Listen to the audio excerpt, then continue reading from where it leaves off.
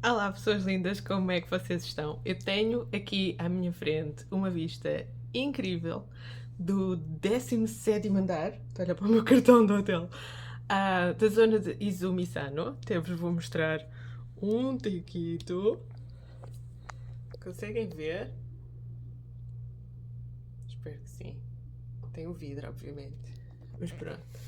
E estou à espera do pessoal que vai chegar ao aeroporto de Kansai amanhã. Normalmente eu tento sempre vir para um hotel muito perto do aeroporto onde as pessoas vão chegar para minimizar os atrasos. Tenho que os ir buscar, portanto tenho que ir para lá também. Então, este vlog vai ser um vlog em que eu vou provar coisas, comida, vou falar de tópicos que fui colecionando, de conversas que fui tendo com pessoas e que me apetecia desenvolver aqui no YouTube, que é um registro em que eu posso falar com mais profundidade e tranquilidade dos assuntos. Pronto, basicamente vai ser isso. Então, eu fui recentemente a Uji. E o que é Uji?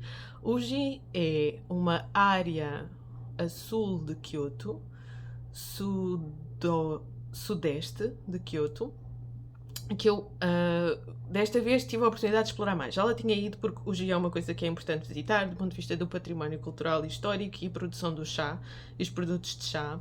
E Uji está muito relacionado com a produção do chá para a cerimónia do chá. Há várias escolas de chá que usam o matcha de Uji para as suas cerimónias, então já lá tinha ido nesse contexto, mas desta vez passei lá mais tempo, fui aprender sobre as plantações, enfim, fui aprofundar isso para aprender para o futuro. E também tenho coisas novas para vos dizer. Então, eu acho que cada vez mais está a tornar importante para mim, e espero que esteja a tornar-se importante para vocês também, quando tenho a experiência de um sítio, de um lugar. Isto pode ser numa viagem ao Japão, pode ser numa viagem a outro sítio qualquer, atenção. Mas realmente contribuir para aquilo que faz daquele lugar, aquele lugar. Aquilo que faz daquelas comunidades humanas, a sua identidade, a sua história, a sua cultura, o seu estilo de vida, aquilo que faz a fixação da população, aquilo que desenvolve as economias locais. Isso está-se a tornar paramount, assim, o mais importante para mim. Ao ponto de, se calhar a parva da minha parte não é muito sustentável, mas pronto. Ao ponto de, quando as pessoas me dizem coisas do género, eu quero ir a, sei lá, fazer aquela Golden Route, Tóquio, Osaka, Kyoto, e digo, vamos a Uji. E eles, mas Uji não é famoso. Então vão com outro. Não esquece. Estão a ver, está-se a tornar no ponto em que eu não quero fazer parte dessa lógica. Eu não quero que a minha energia se misture com esse tipo de energia. Estão a ver? Pronto. Então, em Uji, eu acho que de futuro o que eu vou fazer até vai ser passar lá mais tempo e fazer mais coisas relacionadas com provas de chá e também com a história e também com, obviamente, o Genki Monogatari, o romance. Então acho que o Genki Monogatari vai passar a ser uma leitura obrigatória do programa para ir a Uji. Então, coisas divertidas. Tenho aqui estes dois docinhos. Eu já fiz um outro coisa de provar docinhos de Uji. Porque o matcha, a gente só pode comprar uma caixa, porque este ano há pouco matcha. Há quase racionamento de matcha. Mas docinhos de matcha há muita coisinha boa. Então, eu sinceramente nem estava muito preocupada em o que é. É um docinho, tem matcha, é pequenino e fofinho e é o que interessa. Então vou-vos mostrar este tipo de coisas já agora, para quem não está muito familiarizado com a cultura japonesa, a ver coisas que estão embaladas, já vem com uma colherzinha, o pacote é fofo, isto é super normal no Japão, porque eles têm aqui a cultura do omiyage e vocês terem, com aspas, mas é verdade, terem que levar de volta para a família, para os amigos e para os colegas de trabalho uma recordação do sítio que vocês foram visitar. Então, se tiraram férias de trabalho, toda a gente sabe que vocês tiraram férias de trabalho, quando voltam a dizer, olha, fui a este sítio, toma um docinho deste sítio e dão a todos os vossos colegas. Todos, que é para ninguém ficar ofendido, ok? Mesma coisa. Então, tenho aqui dois destes. E é sempre pacotes pequenininhos, o que dá imenso jeito. Eu não gosto de coisas assim muito grandes e de pensar, mas depois se eu não gosto é um grande desperdício. Assim são 3 bite sizes e já está. Os tópicos que eu vou falar. São 3 tópicos, na verdade, que são 3 tópicos que têm a ver com aquilo que é da cultura japonesa, que eu acho que é mais difícil de entender para quem não estuda a cultura japonesa, não passa tempo no Japão real, ou se calhar vem cá só de turismo pouco tempo e não conhece profundamente a cultura japonesa, mas que são coisas que eu acho que são muito mal interpretadas ou entendidas pela cultura ocidental, em geral, mas que podem realmente trazer algum valor acrescentado à vida das pessoas, podem realmente melhorar um bocadinho a vida das pessoas.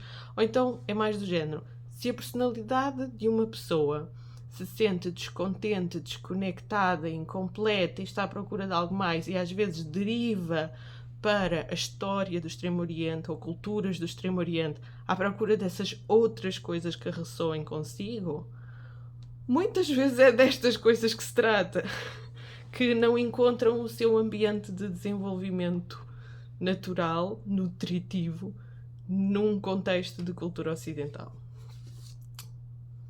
Então, vamos começar. Primeiro, isto é muito de manhã, ok? Eu ainda estou a acordar. Primeiro vou abrir o docinho.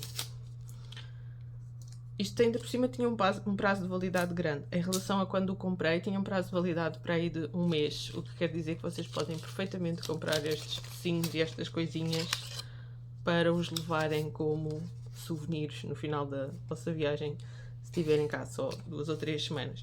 Ok, tem pacotinhos de plástico em todo lado. No Japão já sabem que é assim. E depois tem este pacotinho assim.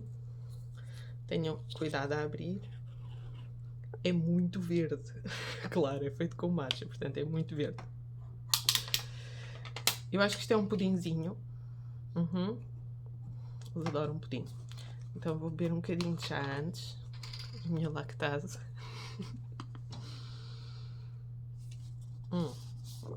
Já agora, sou super fã disto. Se vocês virem este símbolo nas garrafas, são produtos que têm algum tipo de efeito medicinal. E neste caso é assim, quando nós estamos a comer coisas que precisamos de um certo apoio para fazer a digestão dessas coisas. O que no meu caso é pudinzinhos, porque é produtos lácteos. E tem mesmo a consistência de um pudim.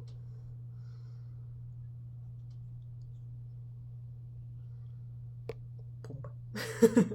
Caiu. Mas eu vou-vos mostrar outro que não tenha caído. Este. É a consistência de um pudim.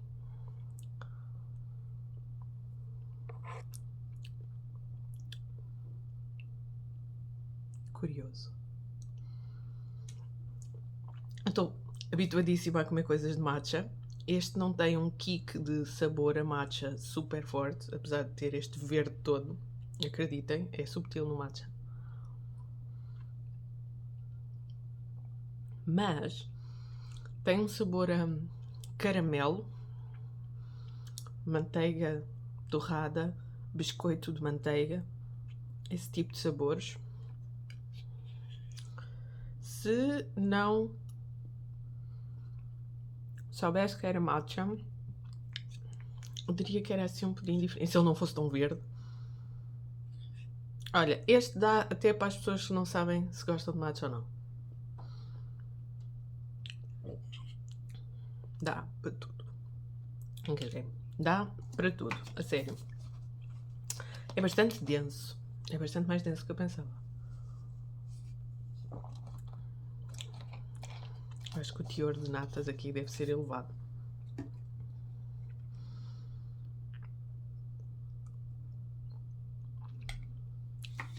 Muito mais denso do que os pudins normais. Então vamos ao primeiro tópico. A busca do prazer a nosso favor. Só estamos aqui para filosofia profunda. Então é assim. Nas culturas ocidentais, e obviamente que aqui estou a generalizar, mas em tudo o que é filosofia, em tudo o que é até escolas de desenvolvimento pessoal, algumas áreas da psicoterapia, focam-se muito no que se chama o princípio do prazer, ou o princípio da busca do prazer, que é o ser humano, na sua psique e na sua fisiologia, evita a dor e busca o prazer. É uma espécie de programa pré-instalado dos seres humanos.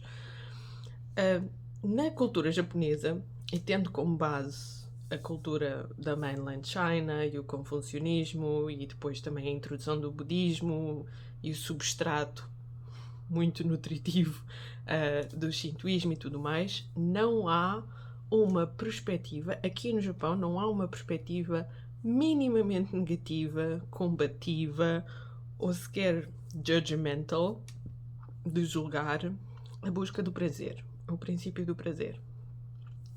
Não é uma civilização com uma matriz judaico-cristã, não há a ideia do bem e do mal, a ideia manicaísta do bem e do mal, não há isso. Não é essa a referência cultural. Então, a busca do prazer e o princípio do prazer não é algo que se tenha que combater ou que é visto como algo negativo, mas é algo que deve ser utilizado a nosso favor, a favor do indivíduo e a favor da sociedade como um todo. Então há uma alegre instrumentalização, um abraçar para fins produtivos e para fins civilizacionais desta suposta tendência de que os seres humanos estão programados para evitar a dor e buscar o prazer constantemente. Em que é que nós vemos isso de uma maneira prosaica no dia-a-dia do Japão? Primeiro, tudo o que tem a ver com falar-se, referir-se, citar-se, incitar-se constantemente ao prazer. As pessoas falam constantemente das coisas que são as mais básicas, estilo básico na pirâmide de necessidades do Maslow, que é comer e intimidade. A busca do prazer literal. Encher a barriga e outras coisas. Constantemente. Vocês estão no ambiente de trabalho. Às 11 da manhã, toda a gente está a falar de onde é que vão almoçar, o que é que vão almoçar, o que é que vão comer, quão delicioso... Em pormenor. O pormenor vai começar. Quão delicioso vai ser o almoço. Que no outro dia passaram à porta de um restaurante que cheirava tão bem e que não sei o que é suculento e que não sei o que é... Toda a linguagem que tem a ver com a sensação, a sensualidade e o prazer está muito presente no dia-a-dia. As pessoas acham que os japoneses não falam de prazer. Vejam como é que os japoneses falam de comida. Vejam como é que os japoneses fazem anúncios na TV a comer, a provar, tipo, não é assim como eu provei o pudim. Não, era ter aqui toda uma reação. Ok? Então, sim, as pessoas estão constantemente a dizer que bom que uma coisa vai ser. Agora, este é o nível seguinte, é o nível de não estamos só na busca do prazer, fisiologicamente, vibração energética básica. É transformar essa busca do prazer em algo que é importante para o desenvolvimento humano. Nomeadamente, associá-la ao princípio de gratidão constante e de elevar a nossa perspectiva do que é o positivo. O positivo, o bom, o belo que está no dia-a-dia. Ver isso constantemente, falar disso constantemente. Então as pessoas dizem, a partir das 11, o que é que vai ser o almoço? Onde é que vamos almoçar? Vamos todos fazer um intervalo de almoço de escritório e vamos almoçar aqui. Hoje apetecia-me tal, hoje apetecia-me isto. Começam a falar do bom que as coisas são. E depois começam a antecipar o bom que as coisas vão ser. E a estar já felizes, mesmo antes das coisas acontecerem. Aqui no Japão, pequena à parte, pequeno parênteses, faz-se festas para comemorar o sucesso de projetos que foram aprovados antes de projetos serem aprovados. This is a real thing, ok? Eu trabalho com equipas que fazem isso. Há um projeto que vai ser submetido, ainda não foi aprovado. As pessoas fazem a Nomikai, a festa do álcool, a festejar que o projeto foi aprovado, para o projeto ser aprovado. It's a real thing. Fecha parênteses. Então, as pessoas estão constantemente nesse mindset positivo. Mas também, que bom que vai ser, por exemplo, durante o dia, estão cansados. Em vez de enfatizarem que estão cansados, mentalizarem-se no bom que vai ser abrir a lata da cerveja fresquinha tirada do frigorífico quando chegarem a casa. Ou darem a comida ao gatinho ou ao cãozinho e abraçarem o cãozinho e o gatinho que que está à espera deles quando chegarem a casa. Ou irem brincar com os filhos. Irem buscar os filhos à casa dos avós, levarem-nos para casa, irem tomar banho todos juntos e brincar com os filhos. As pessoas colocam a sua energia, a sua mentalidade, colocam-se a si, projetam-se, atiram-se, projetam-se para o prazer que está lá à frente. E esse prazer que está lá à frente é uma âncora. E aguenta as pessoas enquanto estão numa situação que não é ainda a situação do prazer. Então o princípio do prazer não é evitado, nem julgado, ele é abraçado, ele é usado como uma âncora, como uma luz, como uma bandeira, como algo que se integra e se busca no dia-a-dia. E depois, também retrospectivamente. Por exemplo, a tal história, as pessoas vão de férias ao Miyagi. Então, se uma pessoa vai de férias no escritório, toda a gente vai de férias no escritório, porque toda a gente recebe as ao Miyagi. E essa pessoa... também já me aconteceu, por exemplo, estar num daqueles escritórios que são open space. Já agora vou abrir o outro, que é este. Estar num daqueles escritórios que são open space e alguém tinha ido ao Havaí. É muito comum aqui. Os japoneses vão ao Havaí em lua de mel, vão ao Havaí quando lhes apetece, mas vão muitas vezes ao Havaí. Então, veio do Havaí, obviamente, com comidas, mas mais do que comidas. Pôs musiquinha no computador, normalmente toda a gente está de fones, mas aquele até foi um equívoco. Não tinha conectado bem os fones. Eu tinha posto a musiquinha do computador e era uma musiquinha que tinha ouvido no Havaí. As pessoas disseram, está a dar essa música. Desculpa, não pus os fones. Não, deixa estar, foi a dar a música que toda a gente ouve aqui. E pus a dar a música. Então estava a dar a música que ele tinha ouvido no resort enquanto estava no Havaí. Que nem sequer era música havaiana, era a música do resort. Eu disse, gostei tanto desta música. Este vem com instruções. Espera aí, vem assim uma coisa fofa. E depois tem instruções.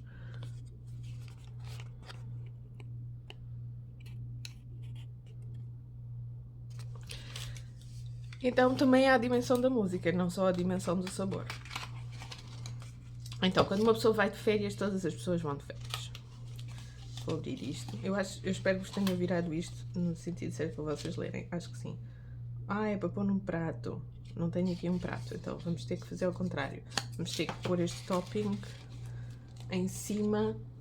Ok, estes toppings era para virar isto num prato e pôr os toppings por cima. Não é isso que vai acontecer agora. Então, sempre que há uma coisa que causou prazer a uma pessoa, ela é partilhada com todas as pessoas. Claro, existe uma perspectiva de quase obrigação de o fazer, se não for feito é visto como muito egoísta. Mas sim, mas essa ideia há. Então as pessoas fazem qualquer coisa com o momento bom que tiveram. No momento bom em que estiveram, já estavam a pensar nos outros. E depois, esse momento bom prolonga-se, é revivido, é revisitado, quando distribuem os souvenirs pelos outros. E depois se tiraram fotografias, põem as fotografias na parede, no frigorífico, em casa. Se trouxeram uma joia, usam a joia no dia-a-dia. Se trouxeram um perfume, usam o perfume no dia-a-dia. Se trouxeram uma bolsinha, usam a bolsinha dentro da mala. Realmente, fazer qualquer coisa no nosso dia-a-dia que nos recorda esses bons momentos. Aquela ideia de proteger as boas memórias. As boas memórias, os bons momentos e a energia positiva que eles nos deram tem que ser honrada, protegida, mantida, através de a tornarmos presente nestas coisas. Não é? Já aconteceu, virou a página, pronto, esqueceu. Não, isso é mesmo trazido para o presente. As pessoas usam mesmo as coisas que trouxeram nos outros lugares e se lhes perguntam de onde é que isso é, falam sobre isso. Aquelas coisas como aquelas férias, o que é que fiz com as memórias e souvenirs? Outra coisa, novos hábitos. Novos hábitos ou amizades que fizeram ou um tema de interesse. É muito comum as pessoas terem um tema de interesse pelo qual são muito fãs. Vamos imaginar caril. Há uma pessoa que gosta muito de caril. O Japão tem muito caril também. E por causa do caril vai ao Sudeste Asiático ou vai à Índia. Ou uma pessoa gosta muito de golfe e por causa do golfe vai visitar campos de golfe noutra parte do mundo. Ou uma pessoa gosta muito de perfumes e por causa de perfumes vai, sei lá, ao Médio Oriente, ao Egito, que são muito bons em perfumes também. Então as pessoas têm um interesse e esse interesse que é uma parte importante das suas personalidades e da sua identidade e que normalmente não tem nada a ver com o trabalho, não tem nada a ver com a face pública daquela pessoa ou com a vida social daquela pessoa. Mas é um interesse, é uma coisa que alimenta o coração daquela pessoa. E por causa desse interesse está constantemente a crescer e a desenvolver-se no caminho de entender mais sobre esse interesse. Isso pode incluir viajar, isso pode incluir outras pessoas que conhece e com as quais trava conhecimento. Então, ter esse interesse é mais do que ter um hobby, porque não é uma coisa que entretém ou queima tempo, não é um passatempo, não. É uma via, é um caminho através do qual as pessoas estão à vontade, são elas próprias, desenvolvem aspectos da sua personalidade, ou desenvolvem a paciência, ou desenvolvem a atenção ao detalhe, ou cultivam um lado do belo e do doce e do carinhoso e do meigo que se calhar na sua vida profissional não podem cultivar. Então, ter esse interesse especial e ir até muito longe nesse interesse especial, nas coisas que se fazem por causa dele, é uma característica de alimentar aquilo que nos dá prazer a favor do nosso desenvolvimento pessoal. E que é muito valorizada aqui no Japão já agora. Se vocês disserem que têm um interesse especial qualquer, vamos imaginar, têm um interesse especial em caligrafia, whatever, as pessoas vão admirar-vos. Não é de género, nerd. Não, vão admirar. Aliás, tudo o que vocês pensam que dizem, nerd, aqui no Japão vai ser sugoi! Sugoi! Espetacular! Então tu és assim, faz isto. Vou abrir aqui uma coisa que eu acho que é capaz de ser um syrup. E sair... Isto, nhanhas na internet é popular. Estou a usar, não sei se é popular, se calhar até é. Vou usar a mesma colherzinha que tinha do outro. É muito verde, igualmente verde. Agora tem esta nhanha por cima. Será que eu consigo transmitir isto aqui? É muito interessante esta consistência.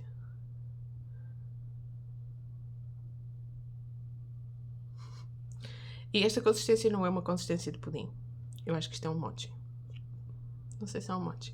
Parece um mochi, mas também parece que tem uma fécula, uma farinha.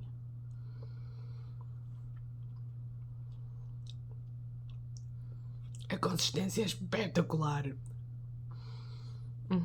É definitivamente mais amochizada. Esta é a outra saqueta.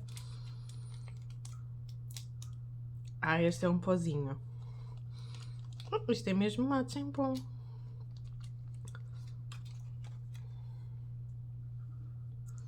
Este é mesmo um pozinho. Isto parece quase kinako. Kinako é a farinha de soja torrada. Parece quase kinako. Vou tentar filmar assim para vocês verem.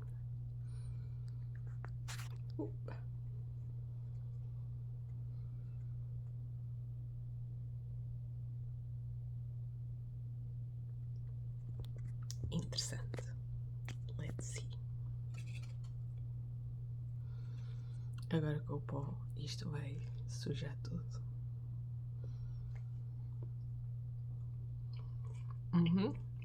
É kinako com chá verde, mas é kinako. É soja, claramente. Fica muito melhor, transforma completamente o sabor. Kinako em cima de tudo fica bom, ok? Transforma completamente o sabor, fica muito melhor. Ainda tópicos da cultura japonesa. Segundo tópico, como fazemos as coisas é mais importante do que as coisas que fazemos. O como, na sua forma, na beleza, como com elegância, com ritmo, com intenção, com presença, com consideração pelos outros, ou pelo lugar, ou pelo eu próprio. Tudo isto junto. Então, é um bocado o conceito que dá cabo da cabeça da mentalidade ocidental. Esta ideia de que como fazemos as coisas é mais importante do que as coisas que fazemos. Porque reparem na prática. Vocês estão num workshop de cozinha. Acontece muito. E há uma maneira de dobrar as coisas, de pôr as coisas. E vocês, mas porquê é que é assim? E dizemos, porque é assim. Porque esta é a maneira bonita de fazer as coisas. porque esta é a maneira elegante de fazer as coisas. E depois vem o ocidental típico, mas do ponto de vista da eficiência, esquece a eficiência. That's not the point. O que estás a fazer aqui não é a comida. A comida, ou whatever it is, é um byproduct. O que estás a fazer aqui és tu. Até nas artes marciais acontece isso. Ok? Vocês fazem aquele movimento daquela maneira porque sim. Porque sim. Então, muitas vezes em treinos de determinadas tarefas, no processo de treino, de estágio, de formação aqui no Japão, isso dá cabo da cabeça dos que não são japoneses ou não estudam a cultura japonesa, porque realmente é, porquê? Mas porquê que é assim? Porquê é assim? Tu tens que fazer isto assim para que isto se torne o teu natural, o teu automático, para tu interiorizares isto e para tu te transformares. E porque fazer assim é belo, e porque fazer assim é honrar quem sempre fez assim. As pessoas pensam, mas vamos fazer de outra maneira para ser mais eficiente, ou para ser mais rápido, ou para ser mais prático. Não. No Japão valoriza-se o como fazer as coisas acima das coisas que se estão a fazer. Outra coisa, outro exemplo aqui. Eu estou-me a rir porque isto causa tantos problemas no turismo, na hospitalidade e na interação cultural e nos ambientes de trabalho interculturais, que é uma coisa que vocês nem imaginam. Este é o cerne das formações que damos em equipas de trabalho em equipas internacionais. É o cerne da formação. O como de uma reunião de trabalho. O servir do chá, a conversa da treta no início, o ritmo da reunião, o tentar encontrar pontos de entendimento, coisas como o meu filho entrou na universidade, o meu também, o meu entrou em engenharia, o meu entrou em medicina, é muito difícil esta fase, não é em que eles saem de casa, sim, consigo-me relacionar com esse seu sentimento. Eu fiz aqui um teatrinho, mas é assim, primeiro, we are on the same level of something. Temos qualquer coisa em comum, as nossas energias match. E só depois das energias match é que vamos ao business. Não podes saltar esta etapa. Esta etapa é a função da reunião. A reunião não serve para discutir o assunto objetivo. A reunião serve para vocês se verem um ao outro de uma maneira diferente. Criarem o laço. Criarem o relacionamento. Então, pronto, há muito mais para dizer sobre este tópico, mas este do como fazemos as coisas é mais importante do que as coisas que fazemos. Esse é um deles. E só é possível vocês perceberem isso se vocês forem fazer coisas. Por exemplo, no dia fiz o workshop de kumihimo. Kumihimo é cordão feito de maneira artesanal, que envolve ter uma estrutura de madeira. Estamos sentados à beira dessa estrutura de madeira. Faz um bocado lembrar as rendas de bilros. E depois temos que passar os cordõezinhos e aquele tem os pesos e vai fazendo cordão. Então, enquanto estou a fazer o kumihimo e tenho a senhora à minha frente, japonesa, do artesanato, a explicar aquilo, há uma coisa que ela fez que eu, como também sou da área da formação e professora, percebi que ela estava a fazer, mas ali estava na posição de aprender, que é, primeiro, ela vai simplesmente dizendo como é que se faz, a mão esquerda e a direita, não, agora pegas aqui, faz aqui, agora pegas aqui, faz aqui, e fisicamente ela está muito em cima de mim. Depois ela afasta-se e só mexe diretamente o braço ou a mão se eu não estiver a fazer bem. E depois ela começa a introduzir conversa. A conversa serve para eu separar as minhas mãos do meu discurso e fomentar a automatização do movimento. Então, como eu já estou a começar quando a pessoa já está a começar a fazer aquilo relativamente bem, ela introduz a conversa para que a nossa mente esteja a conversar e as nossas mãos estão a começar a entrar no automático. E se as nossas mãos se enganarem, ela vai corrigindo. Então assim nós aprendemos mais rápido, porque ela introduziu a conversa no momento certo e o tipo de conversa certa. É uma conversa sobre o kumihimo, as cores, o brilho, a história do cordão, os usos que se lhe dá e não sei o quê. Mas é para nós continuarmos a fazer, até chegarmos àquele efeito das pessoas que, por exemplo, são muito boas a fazer crochê e que já conseguem fazer o crochê sem olhar, não é? A ideia é a gente já conseguir fazer o kumihimo sem olhar. O que ao final de 1 hora já se consegue. Verdade seja dita, já se consegue plenamente fazer. Pelo menos o kumihimo que tinha 4 fios. Não, 6 fios. Exatamente, tinha 6 fios. Claro que os depois vão sendo mais complicados. Eu só fiz a formação dos 6 fios. Então, sim, ela soube introduzir isso. Mas o como fazemos as coisas é mais importante das coisas que fazemos. Entra aqui porquê? Porque todos os elogios ou todos os reforços positivos que ela deu durante a formação eram no sentido de como eu estava a fazer o movimento para que o aperto entre os fios fosse sempre equivalente. Ou seja, se vocês fizerem o movimento de uma maneira em que esta volta está muito loose, está muito solta, e a volta seguinte está muito apertada, aquilo vai ficar irregular. Então, o reforço positivo dela era no sentido de eu estava a fazer uma coisa que era um movimento que, apesar de todos os outros estímulos, incluindo o da conversa, estava a introduzir no fio um nível de aperto entre os nós relativamente constante. E essa era a beleza do fio.